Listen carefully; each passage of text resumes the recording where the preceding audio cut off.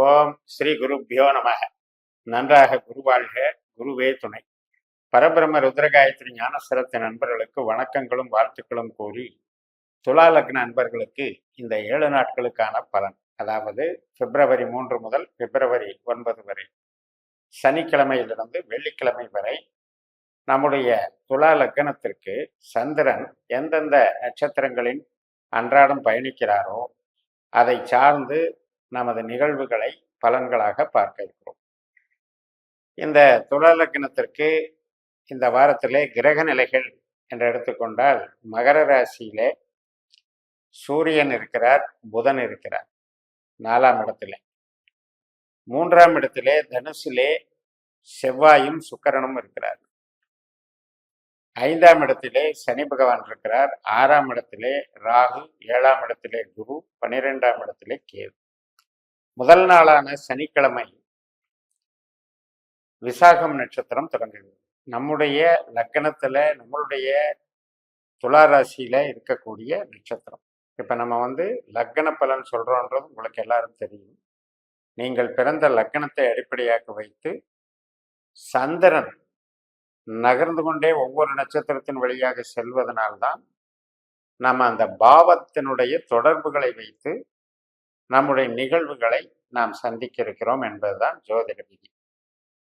இப்ப விசாக நட்சத்திரம் என்பது குருவனுடைய நட்சத்திரம். துலா லக்னத்திற்கு குரு என்பவர் தனுசுக்கும் 3ஆம் இடம் மற்றும் மீனத்திற்கும் 6ஆம் இடம், இந்த 3, 6க்கு உடையவர். அவர் 7ஆம் வீட்டில் இருக்கார். இந்த 7ஆம் வீட்டில் அவரு சுக்கிரனுடைய நட்சத்திரத்தில் இருக்கார், பரணியில இருக்காரு.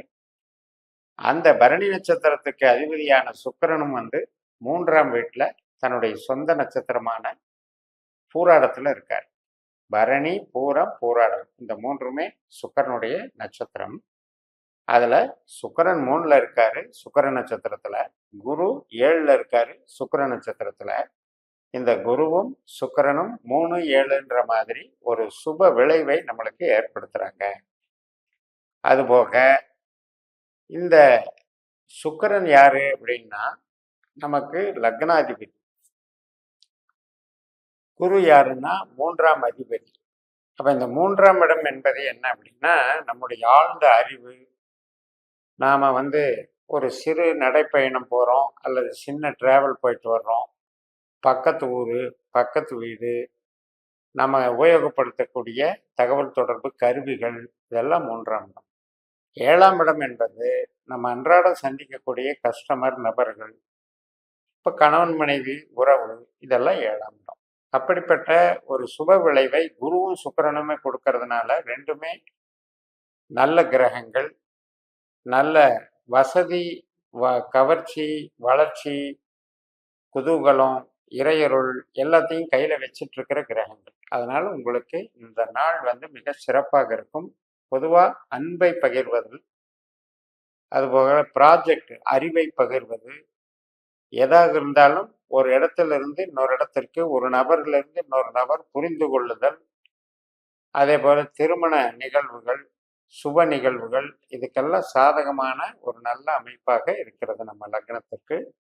இப்ப நம்ம ஜனன ஜாதகத்துல ஒருவேளை இந்த குருவானவர் உபநட்சத்திரமாக கணக்கு போடும்போது 8ஆம் பாவ உபநட்சத்திரமாகவோ 12ஆம் பாவ உபநட்சத்திரமாகவோ இருந்தால் இன்றைய நாளை நீங்க புது முயற்சிகளை தவிர்த்துக்கணும். அது ஜனன ஜாதகம் சம்பந்தப்பட்டது.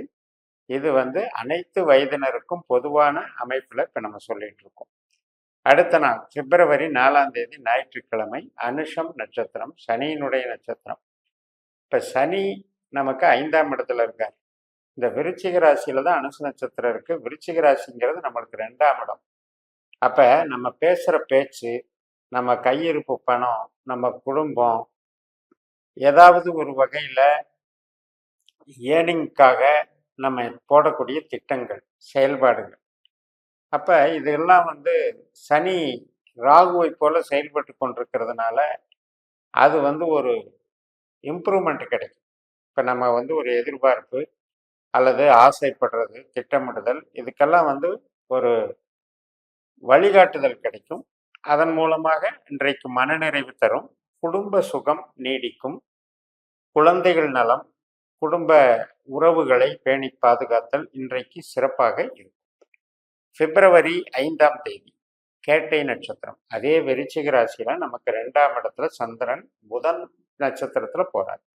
இந்த புதன் வந்து சூரியனுடைய உத்திராட நட்சத்திரத்துல இருக்கிறதுனால, சூரியனும் வந்து அதே மகர ராசியில் இருக்கிறதுனால சூரியன் புதன் 4ஆம் இடத்தின் பலனை தருகிறார்கள். இப்ப இந்த 4ஆம் இடம் என்பது என்னன்னா, குழந்தைகளுக்கு அடிப்படை கல்வி கொடுக்கிற ஸ்தானம், தாயாரை குறிக்கிற ஸ்தானம், வீடு, நிலம், வாகனம், விவசாயம் இதையெல்லாம் குறிக்கிற ஸ்தானம், உற்பத்தி சார்ந்த தொழிலுக்கும் சாதகமான ஸ்தானம்.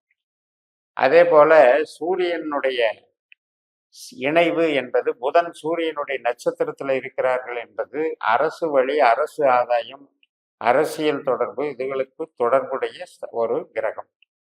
இந்த புதனை பொறுத்த வரைக்கும் நமக்கு பாக்யாதிபதி, அதே நேரத்துல 12ஆம் அதிபதி. அதனால வெளிநாட்டு தொடர்பு, வெளிநாட்டுல வேலை பார்க்குறவங்க, இந்த ஆராய்ச்சி கல்வி, ஆராய்ச்சி துறையில இருக்கவங்க, இவங்களுக்கெல்லாம் இன்னைக்கு தன்னுடைய டேலண்ட்டை வெளிப்படுத்தக்கூடிய சிறப்பான நாள்.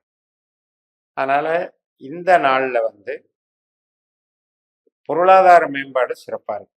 அடுத்த நாள் பிப்ரவரி 6ஆம் தேதி செவ்வாய்க்கிழமை, விருச்சிக ராசியிலிருந்து சந்திரன் தனுசு ராசிக்கு போயிடுறாரு. மூலம் நட்சத்திரம், இது வந்து கேதுவனுடைய நட்சத்திரம். கேது நமக்கு 12ஆம் வீட்டுல இருக்காரு, செவ்வாயினுடைய நட்சத்திரத்துல இருக்காரு. அதனால இந்த 3ஆம் இடம் என்பது சந்திரனாக நமக்கு ஈடுபாட்டை தர்றார். ஏதாவது செய்யலாமா, ஏதாவது வந்து புதிய திட்டங்கள், புதிய பாதைகளை நாம வந்து அடாப்ட் பண்ணலாமா அப்படின்ற சிந்தனையை தர்றார். ஆனால் அந்த கேது 12ஆம் இடத்துல இருந்து கொண்டு என்ன செய்யறாருன்னா, ஒரு ஆசிலேஷன் மைண்டை கொடுக்குறாரு. இது பண்ணுனா அப்படி ஆயிருமா, இப்படி ஆயிருமா, அல்லது ஒரு லக்னத்திற்கு ஒரு அவஸ்தையை கொடுக்குறாரு அப்படின்னு புரிஞ்சுக்கணும்.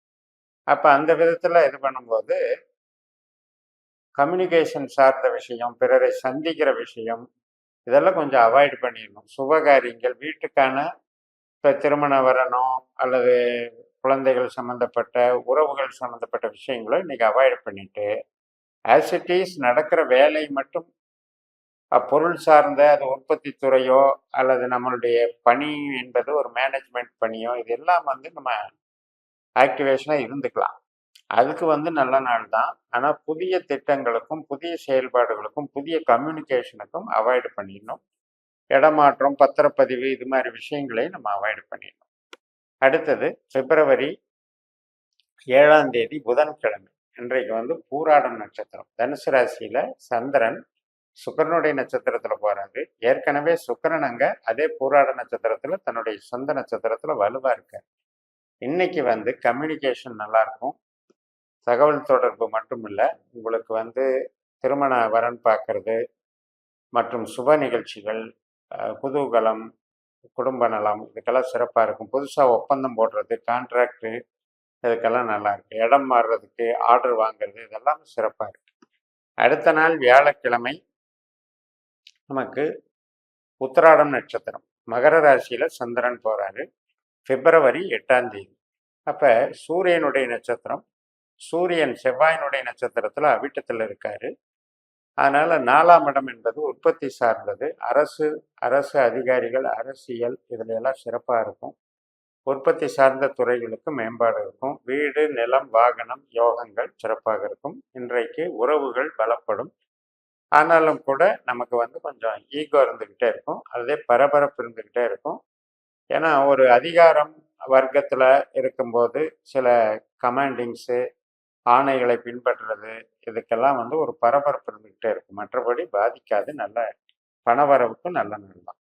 கடைசி நாள் பிப்ரவரி 9 வெள்ளிக்கிழமை, திருவோணம் நட்சத்திரம். அதே மகர ராசியில சந்திரன் நட்சத்திரத்துல போறாரு.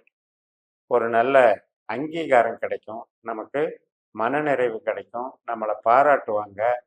அதே போல உற்பத்தி துறை, விவசாயம், மருத்துவத்துறை, ஹாஸ்பிட்டாலிட்டி, உணவு தயாரித்தல், உடை தயாரித்தல் எல்லாத்துலேயுமே சிறப்பாக இருக்கும். வளர்ச்சியான நாள். இந்த 7 நாட்கள்லையும் நமக்கு நட்சத்திர ரீதியான பலன்களை பார்த்தோம். இன்னும் நமது ஜனன ஜாதகத்தை வைத்து பிறந்த ஜனன ஜாதகத்தில் நமக்கு 12 பாவ அதிகாரிகளை கண்டுபிடிக்கிற இந்த பாஸ்கர் அஸ்ட்ராலஜியில் நமக்கு உபநட்சத்திர கான்செப்ட்னு எடுத்துட்டோம்னா அதை எடுத்துட்டு இதுபோல் வார நிகழ்வுகள், டெய்லி பலன்கள் மற்றும் அனைத்து கிரக கோச்சார பலன்களையும் திசாபுத்தி பலன்களையும் அந்த முறையில் பார்க்கும்போது அக்யூரஸியாக நம்ம கேள்விக்கு பதில் கிடைக்கும் என்று கூறி நிறைவு செய்கிறேன். இந்த சேனலை சப்ஸ்கிரைப் பண்ணி ஷேர் பண்ணுங்கள்.